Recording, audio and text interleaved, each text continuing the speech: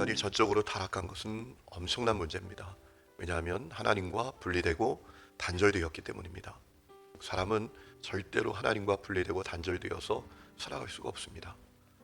그 모습은 마치 물에서 떠난 물고기와 같습니다. 그래서 하나님과 분리되고 단절된 것은 전적으로 타락한 인간의 최대 비극입니다. 여러분, 하나님과 분리되고 단절되면 어떤 일이 일어납니까? 하나님과의 관계, 하나님과의 교제가 중단되게 되지요. 여러분, 이 심각함은 사사시대에 아주 극에 이르렀습니다. 오늘 1절 말씀을 보니까 어떤 말씀이 있죠? 사무엘이 엘리 앞에서 여호와를 섬길 때 여호와의 말씀이 희귀하여 이상이 흔히 보이지 않았다라고 했습니다. 사사시대가 영적으로 캄캄한 시대였다라는 겁니다. 하나님의 말씀을 듣는 것이 하늘의 별 따기와 같은 시대였다라는 것입니다. 여러분, 하나님은 당신의 백성들에게 그럼에도 불구하고 때때로 계속 말씀하시는 분이셨죠. 인간이 전적으로 타락했지만 하나님은 끊임없이 아브라함에게도 이삭에게도 모세에게도 말씀하셨지만 이 사사시대 때는 하나님의 말씀을 듣는 것이 하늘의 별 따기와 같았다라는 것입니다. 제사장도 있었습니다. 성소도 있었습니다. 그런데 하나님의 말씀을 듣는 것이 너무나 어려운 때였다라는 것이지요. 여러분, 오늘 우리 시대는 어떻습니까? 오늘 우리 시대는 하나님의 말씀을 듣는 것이 희귀합니까? 흔합니까? 오늘 우리 시대에 말씀이 넘쳐납니다. 교회도 많고 말씀을 들을 수 있는 매체도 넘쳐나죠. 그런데 홍수 속에 물이 없는 것처럼 하나님의 말씀이 없는 시대가 아닌가라는 마음이 듭니다. 왜 그럴까요? 그 말씀에 순종하고 그 말씀을 살아내려는 움직임이 점점 약해지기 때문입니다.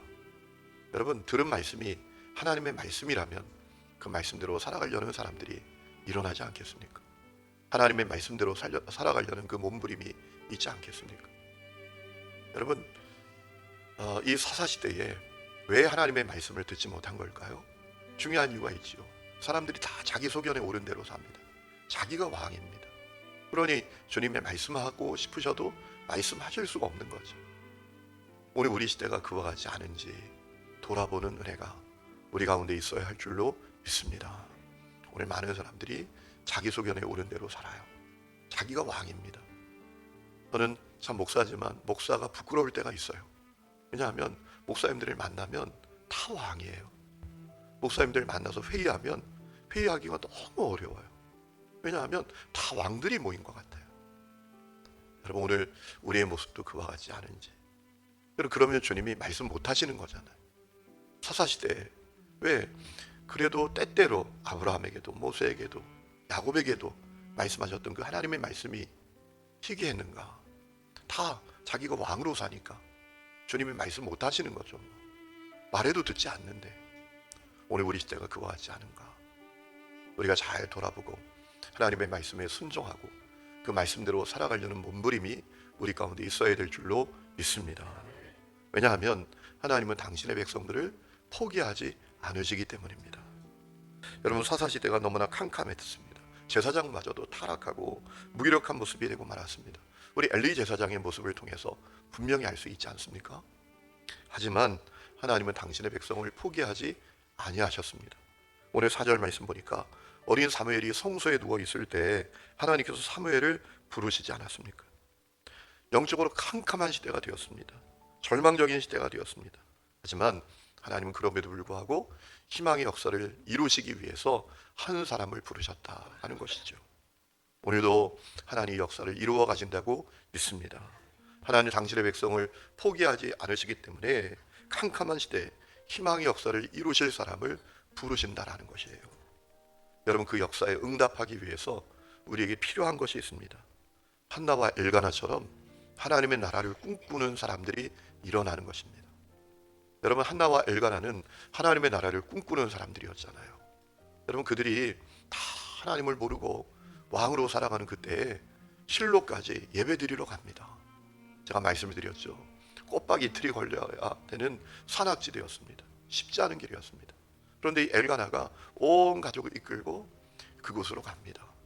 불임의 문제가 있었지만 기도로 그 문제를 돌파합니다. 여러분, 한나가 하나님 앞에 기도할 때 소원을 하지요. 뭐라고 합니까? 하나님 아들을 주시면 나실인으로 드리겠습니다. 그 기도의 핵심은 무엇입니까? 그냥 단순히 아들을 바치겠다라는 게 아니에요. 나실인으로 드리겠다. 나실인이 누굽니까? 하나님의 나라를 위해서 살아가는 사람들 아닙니까? 그러니까 무슨 얘기죠? 엘가나와 한나는 하나님의 나라를 꿈꾸는 사람들이었다라는 거예요. 영적으로 캄캄합니다. 하나님의 나라는 생각도 없습니다. 그래서 하나님의 사람이 필요한지도 모르고 사는 시대입니다. 그런데 이 한나와 엘가나는 하나님의 나라를 꿈꾸는 겁니다. 그래서 지금도 하나님의 사람이 필요하다, 이 마음이 있었던 거예요. 그래서 그 기도를 했던 거예요. 단지 응답받으려고. 아쉬우니까, 다급하니까. 여러분, 우리가 다급하면 뭐든지 다 하잖아요. 그죠? 기도 응답 받은 다음엔 그 다음 문제고, 우리에게 그럴 때가 있잖아요. 기도할 때 주를 위해서 뭐 다 하겠다고 하지만 응답받고 엉뚱하게 사는 사람들이 얼마나 많이 있습니까? 여러분, 한나가 나실인으로 아들을 드리겠습니다 라는 이 기도는 위대한 기도였어요. 하나님의 나라를 꿈꾼다. 지금도 그래서 하나님의 사람이 필요하다, 이 눈이 그들에게 열려 있었다라는 거예요. 여러분, 오늘도 그런 역사가 일어나야 할 줄로 믿습니다. 여러분, 오늘도 하나님의 나라를 꿈꾸는 사람들이 필요합니다. 여러분, 그래서 하나님께서 사무엘에게 찾아오셔서 말씀하신 거예요. 오늘 많은 사람들이 우리의 자녀를 누구에게 드립니까? 주님께 드리지 않아요. 세상 앞에 드립니다. 성공 앞에 드립니다. 만몬 앞에 드립니다. 여러분, 하나님의 나라를 꿈꾸고 내 자녀를 하나님께 드리는 사람들이 일어나야 합니다. 단지 신학교 보내자라는 얘기가 아닙니다. 여러분, 우리에게 주신 그 재능과 직업이 다 소명이에요. 하나님 나라를 위한 거룩한 부르심이에요. 이 눈이 부모들에게 열려야 하나님께서 우리 자녀들에게 말씀하실 수 있다고 저는 믿습니다. 오늘 그 역사가 여러분 가운데 있고 우리 교회 모든 성도들에게 있기를 주의 이름으로 축원합니다. 여러분, 오늘 말씀을 보면 또 하나 중요한 사실을 깨닫게 됩니다. 여러분, 하나님이 사무엘을 이제 부르시지 않습니까? 그런데 이 사무엘이 엘리 제사장이 자기를 부르는 줄 알았습니다. 그래서 엘리 제사장에게 쫓아가서 제가 여기 있습니다 라고 해요. 자, 그런데 엘리 제사장이 부른 게 아니죠. 똑같은 일이 3번이 반복이 됩니다. 그러니 엘리 제사장이 어떻게 하죠? 아무래도 하나님께서 이 아이에게 말씀하시는구나 라는 사실을 직감하고 다시 너를 부르시면 주님 말씀하십시오, 내가 듣겠습니다 라고 말하라 라고 가르쳐 줍니다. 이 말씀을 통해서 중요한 사실을 깨닫게 됩니다. 우리 자녀들이 하나님의 말씀을 듣는 법을 가르쳐야 한다는 거예요. 그럼 우리가 하나님의 말씀을 들을 수 있는 아주 가장 정확한 방법이 있습니다. 성경입니다. 성경이 하나님의 뜻과 마음을 알 수 있는 특별 계시 아닙니까? 그러므로 우리가 어떻게 해야 합니까? 그 성경을 통해서 우리의 자녀들이 하나님의 말씀을 들을 수 있는 훈련을 해야 합니다. 신명기 6장에 우리가 잘 아는 말씀이 있지 않습니까? 오늘 내가 너에게 명하는 이 말씀을 너는 마음에 새기고 내 자녀에게 부지런히 가르치며 집에 앉았을 때든지 길을 갈 때든지 누워 있을 때든지 일어날 때든지 이 말씀을 강론하라 라고 했습니다. 이 말씀의 의미는 무엇입니까? 내 자녀들이 하나님의 말씀을 듣는 훈련을 해야 한다는 거예요. 그래서 우리가 가정에서 가정 예배 세워야 합니다. 자녀들과 지성소를 나누어야 합니다. 예배 한번 드리는 것으로 안 됩니다. 여러분, 생각해 보세요. 교회학교 교사가 내 자녀의 신앙을 책임지지 못합니다. 그거 우리가 정확하게 이해해야 합니다. 여러분, 우리 교회학교 교사들 가운데 참 좋은 교사들도 있지만 때로는 엉뚱한 교사들이 있어요. 한 주간 살면서 자녀들 신방 한번 못하는 교사도 있고요, 맡은 아이들을 위해서 기도도 못하는 사람들도 많습니다. 여러분, 제가 예전에 그랬다니까요. 제가 방황할 때가 있었어요. 그때 여러분 어떤 일이 벌어졌는지 아세요? 이게 제가 부끄러운 과거지만 제가 고백합니다. 주일날 아침에 버스 타고 교회 가면서 그날 아이들에게 가르칠 그 공과 공부를 버스 타고 가면서 하는 거예요.